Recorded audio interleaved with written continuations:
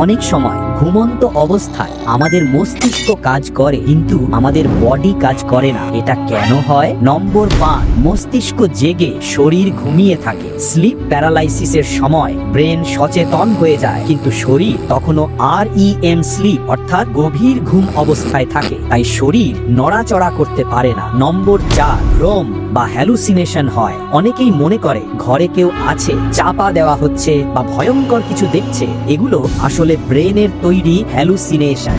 নম্বর 3, সময় খুব কম লাগে। সাধারণত কয়েক সেকেন্ড থেকে 2 মিনিট পর্যন্ত স্থায়ী হয়, কিন্তু ভুক্তভোগীর কাছে অনেক দীর্ঘ সময়ের মতো মনে হয়। নম্বর 2, স্ট্রেস আর অনিয়মিত ঘুম কারণ হতে পারে। বেশি টেনশন, ঘুমের অভাব, শোবার ভঙ্গির সমস্যা ইত্যাদি কারণে স্লিপ প্যারালাইসিস হওয়ার ঝুঁকি বেড়ে যায়। নম্বর 1, এটা প্রাণঘাতী নয়, যদিও ভয়াবহ মনে হয়, কিন্তু স্লিপ প্যারালাইসিসে শারীরিক ক্ষতি হয় না। কিছুক্ষণ পর শরীর নিজে থেকেই আবার স্বাভাবিকভাবে নড়াচড়া করতে শুরু করে।